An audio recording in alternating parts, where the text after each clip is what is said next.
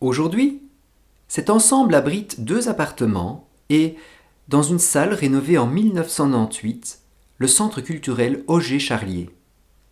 Cette ASBL organise des activités variées et profite du bâtiment plus récent à l'arrière qui comprend une cuisine et des toilettes. Comme l'indique la plaque sur la façade, Auger-Charlier fut instituteur à Villers-le-Peuplier de 1879 à 1918. Autant dire que sa fin de carrière fut particulière. La Première Guerre mondiale l'empêcha de vivre l'application de la loi rendant l'enseignement primaire obligatoire. Nul doute qu'il eut en face de lui des élèves inquiets et tristes, de l'absence de leur jeune papa, d'un grand frère ou de connaissances, dont les noms figurent peut-être sur le monument commémoratif s'élevant au haut de l'escalier. Cette génération vivra encore une autre guerre dont témoignent les 2 plaques au mur. Auger-Charlier connut la construction de ce bâtiment, qui était la nouvelle école de Villers-le-Peuplier. À son époque, les élèves empruntaient les escaliers devant le bâtiment. Les garçons se dirigeaient vers leur école sur la droite.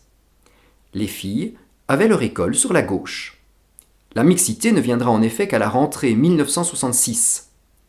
Avant cela, garçons et filles sont bien séparés dans 2 écoles.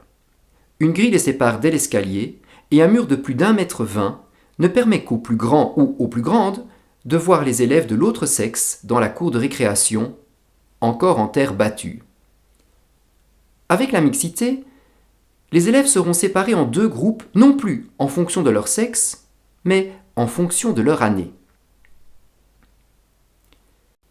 Maître Charlier enseignait évidemment aux garçons. Il bénéficiait d'un logement à droite de l'école. Au rez-de-chaussée, 2 pièces étaient dédiées à l'administration communale. Cela ne doit pas surprendre. À l'époque, les villages alliaient souvent école et maison communale. Les moyens de transport n'étant guère développés, il était aussi habituel de prévoir une maison pour l'instituteur ou l'institutrice. Puis, tout cela devint obsolète. En 1970, la fusion de Villers-le-Peuplier avec la ville de Hanu rendit la maison communale inutile. Le logement de gauche fut vendu en 1960. La dernière institutrice occupa alors la partie droite. Le nombre d'élèves diminuant, on se passa des services de l'institutrice en 1974 et l'on regroupa la trentaine d'élèves dans une seule classe. En 1984, l'école ferma. Les élèves poursuivraient dorénavant leur scolarité primaire à l'Ain-Saint-Remy ou à Hanu, après un petit trajet en voiture ou en bus. L'ancienne école fut récupérée par des comités liés à la vie associative du village, qui abattirent le mur séparant les 2 anciennes classes afin de disposer d'une grande salle. Auger-Charlier, en début de carrière, dut apprécier sa belle nouvelle école, inaugurée en 1881. Il avait commencé dans l'ancienne école de jardin, qui accueillait les enfants depuis 1856. Cette école remplaçait un local de 1844, complètement insalubre, de 8 mètres sur 5 mètres et demi, dans la ferme Porta, où s'entassaient environ 100 garçons et filles. La nouvelle école sera construite sur un terrain appartenant à la ferme Porta. Avec cette salle de classe de la ferme Porta, on tentait de respecter la loi Nothomb de 1842 qui obligeait chaque commune à avoir une école primaire. Faut-il comprendre qu'il n'y avait pas d'école à Villers-le-Peuplier avant cette loi Nothomb? Avant la Révolution française, l'école n'était pas communale.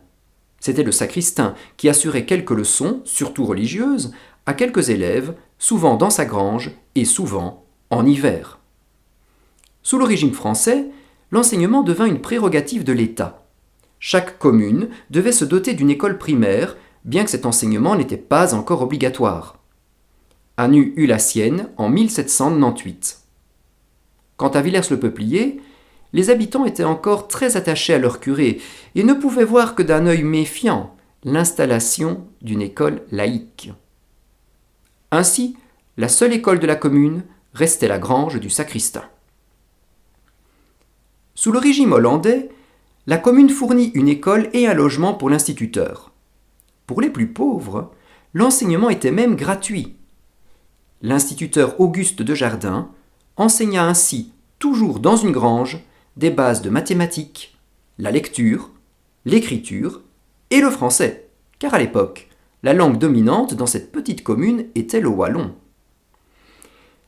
Mais dès la fin du régime hollandais avec l'indépendance de la Belgique, le budget alloué à l'enseignement fut supprimé et l'école communale disparut.